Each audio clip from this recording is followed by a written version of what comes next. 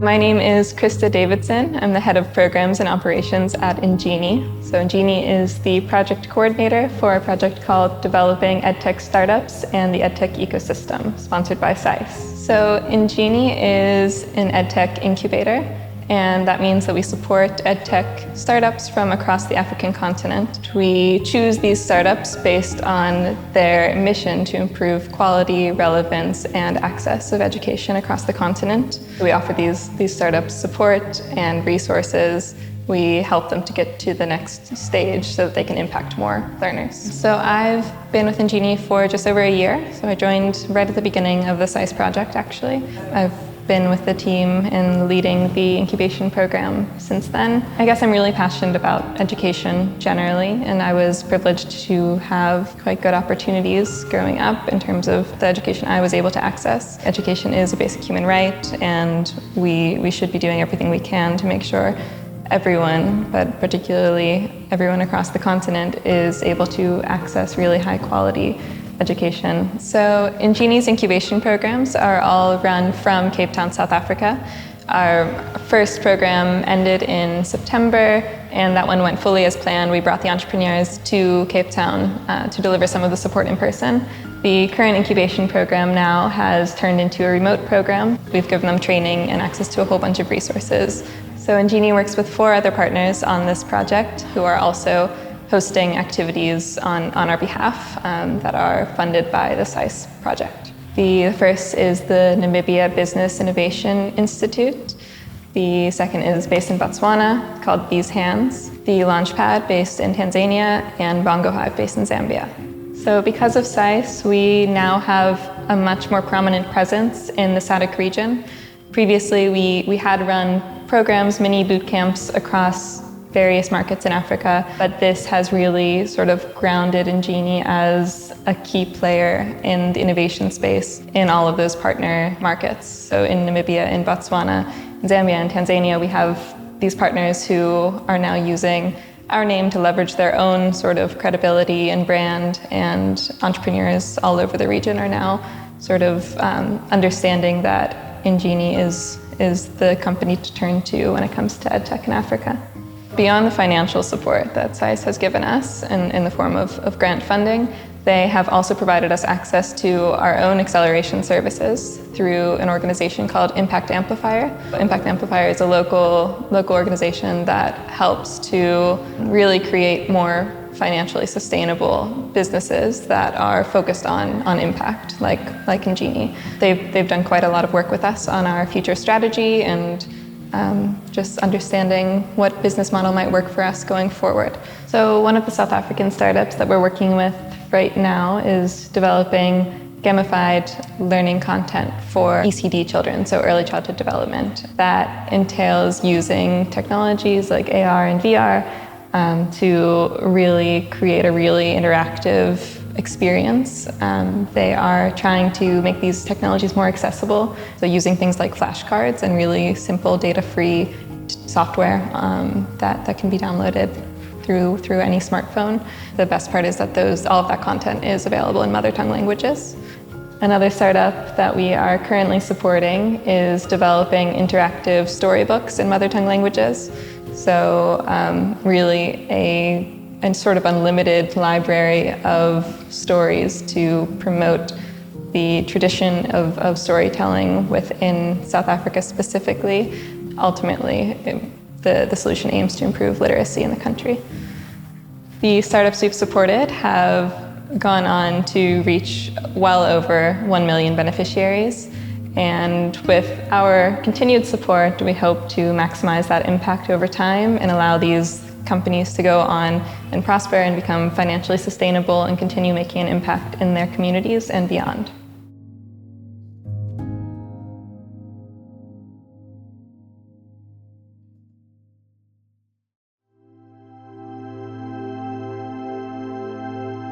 My name is Raymond Ledwaba.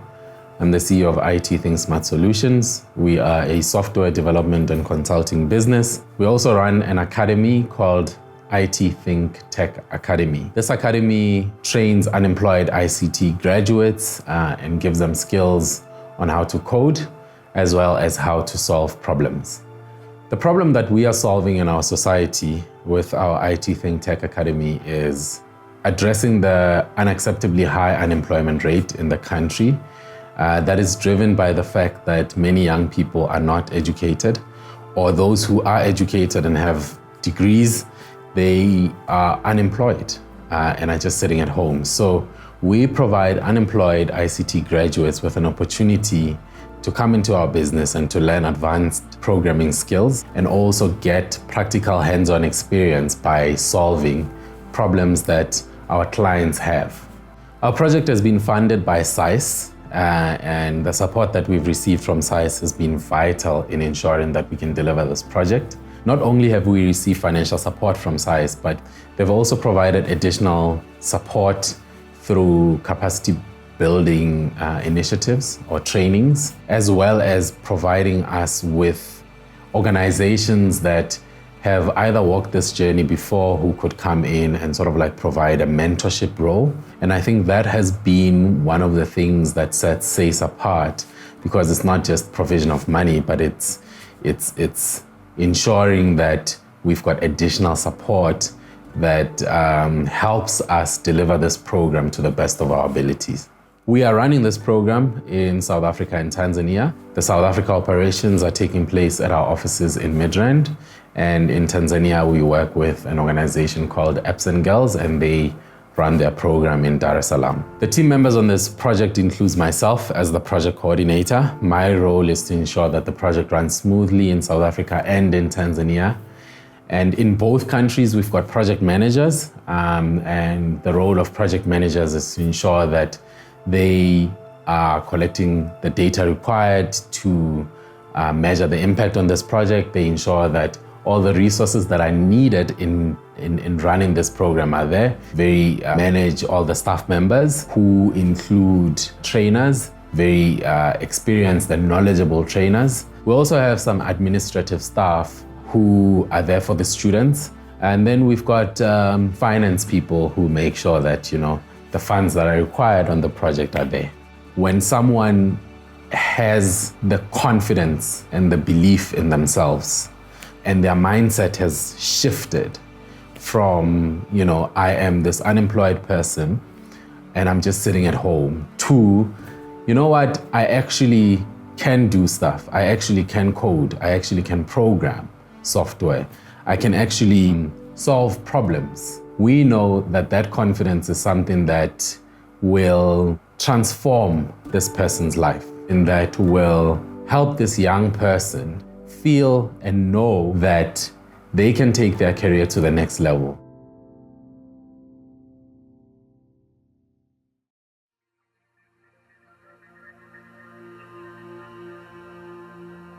The name of our project is the Economic Inclusion Incubator. It's a grassroots incubation program that deals with youth unemployment. We look at entrepreneurship as well as skills development. The project implemented in Westbury, west of Johannesburg, Gauteng. We are lucky enough to have our premises on the Westbury Secondary School property in the Westbury Secondary School hostel building. That helps us to have access to 1,500 learners as well as the community members themselves. There's a lot of unemployment and social ills in the Westbury community. The solution is to take youth unemployed and create alternatives in terms of skills development, and mainly in terms of this project, which is entrepreneurship.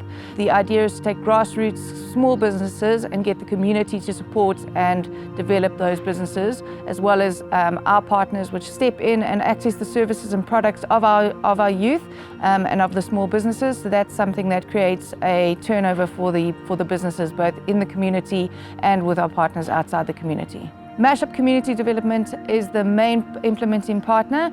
We've got a number of team members or organizations that we've partnered with, Chimalakong being one of them, which is a subsidiary of Wits University, Harambee, a youth unemployment organization, We Think Code, which is a digital and computer development program.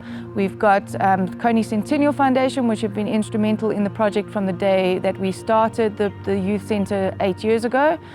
We've also got the Westbury Secondary School, which is a really big partner and obviously key to where we are situated. Mashup Community Development have been really effective in terms of developing the program through the capacity building that SAIS has given us. The capacity building has come in the form of before the project was implemented, during the project implementation, me and my colleague have been to Botswana and done a lot of skills development there, and that's really helped us to be effective with the implementation of the program. The success rate is really exciting at the moment. We've got 10 businesses that are running successfully, whether it be big amounts of income or small amounts of income. It's income that they never had before. What they're doing is they're sharing the skills with other youth and sort of inspiring them to do the same thing. SAIS has assisted the project in a number of ways, mainly by helping us to get a structured approach to the program. They've helped with financial support, capacity building, resources, and one of the biggest assets that SAIS has given us is really being able to network with international organizations and other local organizations that have given us access to further funding, to further understanding of what an innovation hub is. So we've been really lucky to have SAIS's support. One of the big things that it's done for the organization is help us in terms of sustainability. So we've had new partners come on board. We've got new projects that are in the pipeline for sustainability of us as an organization, but also sustainability of the small businesses that weren't really generating any kind of an income at that point. But now that they're part of the project, they're generating small amounts of income, which is opening opportunities for them in terms of bigger contracts, bigger sales, bigger revenue.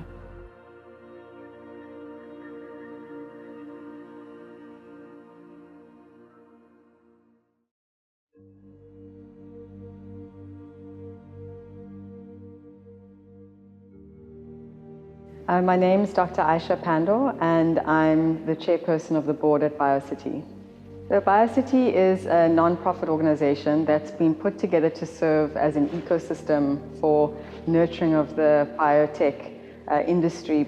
And it's meant to facilitate the working together of biotechnology entrepreneurs, scientists, business people, and investors to, again, really just try and grow this industry within South Africa. And launch it off as an industry that can grow into the continent, but also internationally. So BioCity is housed in Bandwidth Barn, on the second floor of Bandwidth Barn, and it consists of both a lab that's available for entrepreneurs. That's one of the biggest challenges, is just access to lab space outside of an academic facility. And then there's also a working space where entrepreneurs can work together, have access to good quality internet, can set up meetings with stakeholders. So although we're just using up one floor of the building, they've got access to a lot of space that they otherwise wouldn't have. And so some of the biggest challenges that we face in South Africa relate to unemployment, to lack of economic growth, and to lack of access to good quality education. And BioCity is trying to solve this on a number of fronts. So on the one hand, we believe that South Africa, with all of our natural resources and the great universities we have, can really be a driver of biotechnology as an industry. The better we can educate people about biotechnology and becoming business people who are in the biotech space, and all that is going to lead to better economic growth. So far, what BioCity Labs has done is to run an incubator program with a number of different businesses across different industries. So it's been everything from businesses which are looking at how to grow organic dyes in a sustainable way, to businesses that are looking at food nutrition and how to find interesting sources of proteins and other sources of nutrition. So BioCity consists of a board of which I'm a chairperson. So it's myself, Ian Merrington, who is the CEO of City, Dr. Aben Naidu, Dr. Nick Walker, Michael Fichard, Ashley Minnar, and a number of other people who are involved in City. That board then is responsible for strategy and for overseeing the executive function, which is run by a head of ecosystem of BioCity. And then that head of ecosystem then is responsible for managing the activities of a lab and facilities management team, a number of enterprise development and sales people, and also finance and admin staff. The SAIS funding has been instrumental in helping to get BioCity off the ground. Through that funding, BioCity has been able to launch the incubator program, where we've incubated a number of different biotech businesses and kind of launched them into the next phase of operation. And we've also spun out One Bio, which is a fund and venture builder for biotechnology businesses. So through that funding, we've really been able to get things started and to kickstart the birth of this new ecosystem that's going to support entrepreneurs. So CITI, or the Cape Innovation and Technology Initiative, is a ecosystem developer that has existed for 20 years and was really started with out of bandwidth barn with the aim of giving entrepreneurs access to good quality internet and connectivity. In the same way that a lot of the biggest technology companies were launched out of someone's garage, I think the biggest biotech companies need a space where scientists and entrepreneurs can tinker and really experiment with their ideas. And this is what BioCity is. It's a space that brings people together, that facilitates that experimenting, trying new ideas around biotechnology, growing industries, and then facilitating those interactions between scientists, entrepreneurs, business people, and investors. And so if we think that biotechnology is the future, then BioCity is the place where the future is going to be made.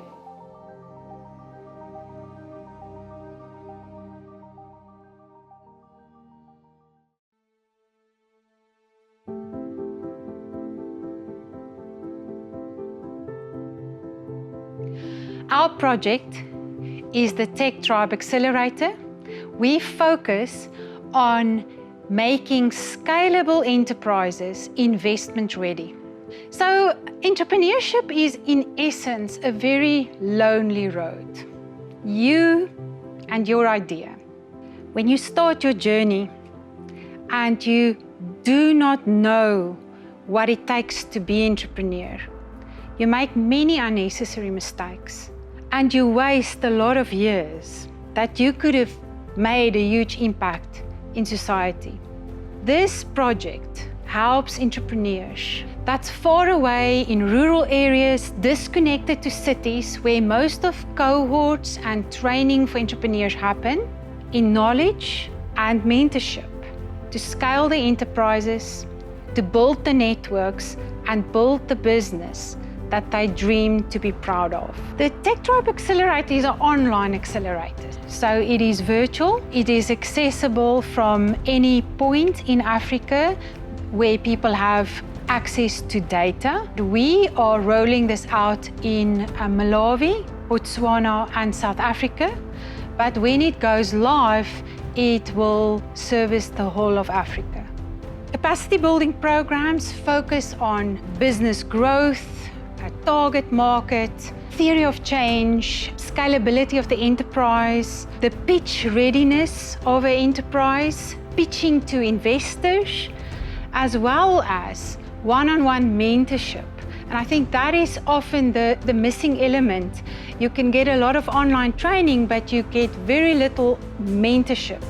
The team members of this project is the South African Innovation Summit, our accelerator partner Impact Amplifier, and our consortium members NEPAD SanBio and MHub Malawi.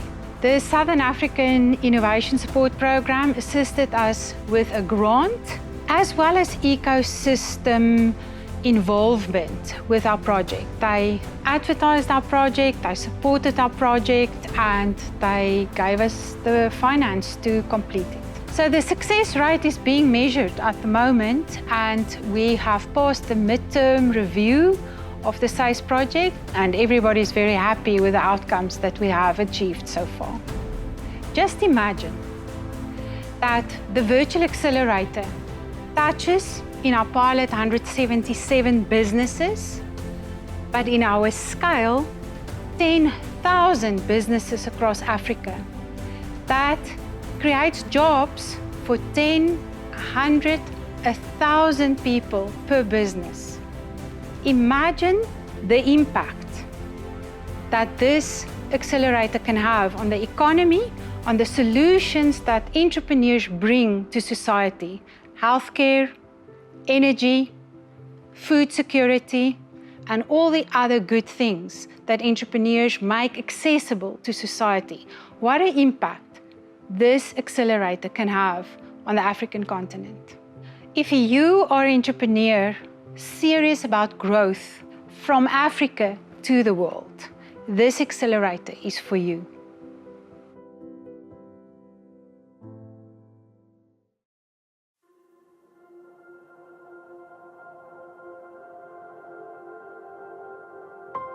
My name is Sifiso Ndwandwe.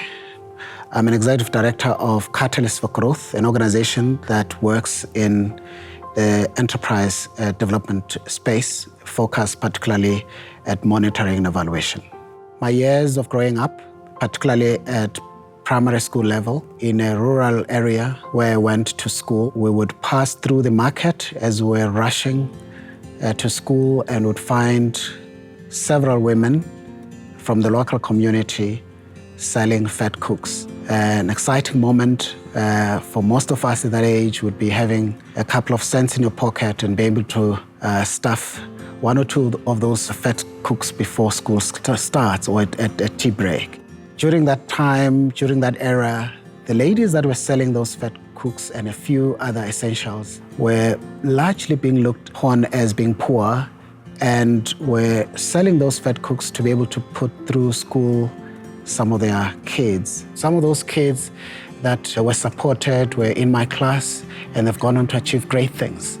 And for me, the value, therefore, of selling, of entrepreneurship, has become quite important in my career, and I see the value of that in all communities. In fact, it's becoming more relevant in the new era where jobs are scarce, where a lot of entrepreneurs, a lot of people who are getting even into universities and out of colleges have to find ways of surviving. I find entrepreneurship quite valuable in promoting livelihoods in the African context in particular. So for quite a number of years in my career, I've been involved in the support of entrepreneurship in various countries, in various programs. And one of the biggest gaps has always been how do you measure the impact of enterprise support programs in the country and in the region. And that's then the purpose of this project that we're involved in that is called Testing the Analytics Platform in SADC region. SAIS has assisted us by allowing us through the funding that they've given us to get into 2 African countries. Previously, we have only been active in South Africa. We have partners in those countries that are assisting us to work with quite a number of other BDS providers to collect more data. The team at C4G is based here in Rosebank. We're implementing this project through partnerships. One partner in Zambia called Ongo Hive, and we've got 2 partners in Tanzania, which is Dalbeck 3D, as well as SEDIT. Through those partners, then we're able to reach out to more organizations that work with the program that are able to subscribe to the platform and share data through the platform. And what we seek to do is to support decision-making by those programs by using data. So the collection of data, analysis of data, this data and the insights that come from the data is supposed to assist policymakers to make sure that they create a much more conducive environment and adjust this platform so that it is much more responsive to those countries and is able to add value to the work that they do in supporting entrepreneurship in those countries.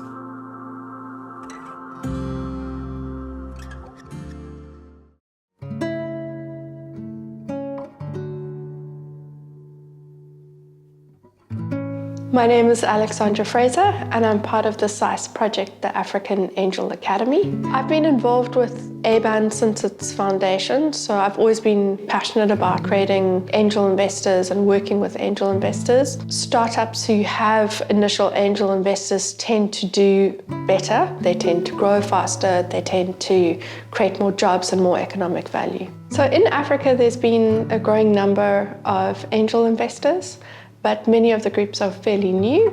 And while we've been providing physical workshops and training over the past few years, there was a real need for an online angel academy. And while there are other online angel academies globally, there was a need for an academy that used African instructors and was delivered by experienced African angel investors.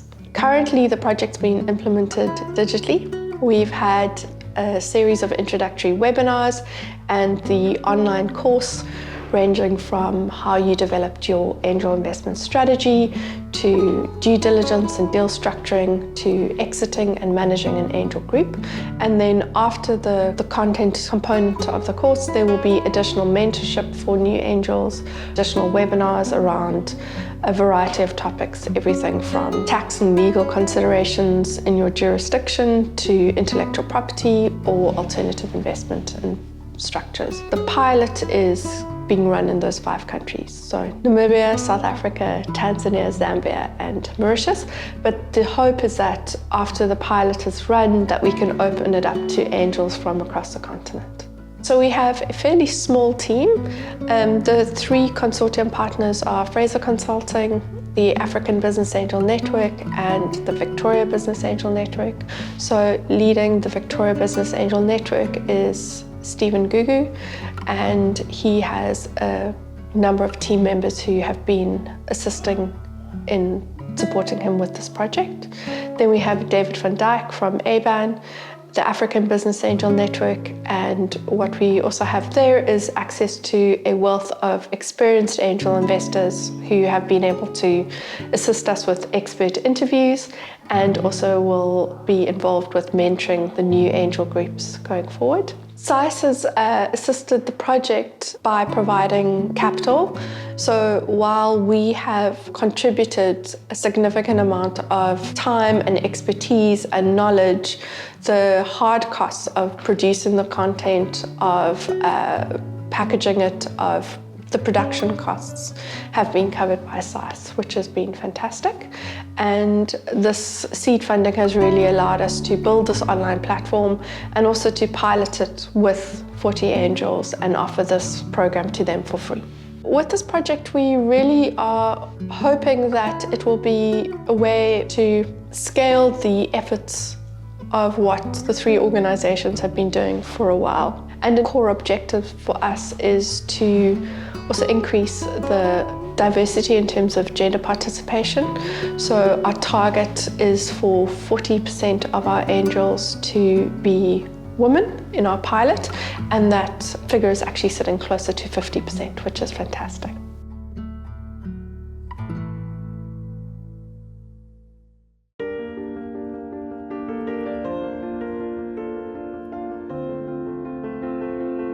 My name is Kevin Ayaba, and the name of our project is Southern Africa Startup Awards. It is part of or a circuit of the Global Startup Awards.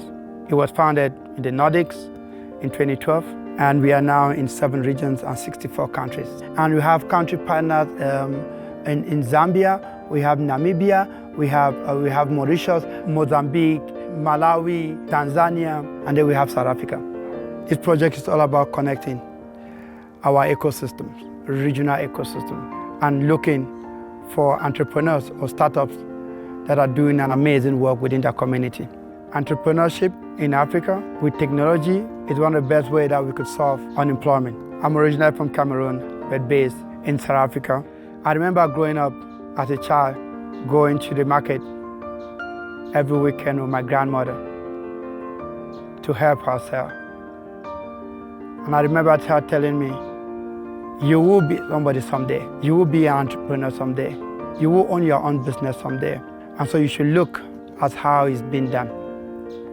And I've been looking ever since. And when I got to South Africa, and I was welcome here, and they gave me an opportunity, and I saw so many opportunities that I can use to help others or to make an impact. And it's one of the most exciting decisions I ever made. I've seen how excited it means for someone to successfully achieve something and be counted among the best. We have an amazing team. Vikilem Shlanga, the administrative, our project coordinator, Ishida, we have our accountant, and I would not have done it without our country partners. If you don't have the right mentor, you don't have the right coach, you don't have the right advisor in this space of entrepreneurship, in this space where technology is everything, then you are bound to fail. SAIS fund our project based on milestone, and they have assisted us right from the beginning. They sponsored our finalists to the grand finale. They fund the teams that are working on the project, and they make sure that we continue to have events that, from training perspective, to become sustainable. We're really grateful for SAIS. This project is a project that is the last thing that I think of when I go to bed. It's the first thing that I think of when I wake up, because I see how important it is for our people, because I see how impactful it is for your entrepreneurs. Africa is ready. We are really ready. We believe in technology, we believe in innovation, and we have people who are spending sleepless nights just trying to solve our problems, creating jobs using these methodologies. And they will not be able to do it without support of anybody.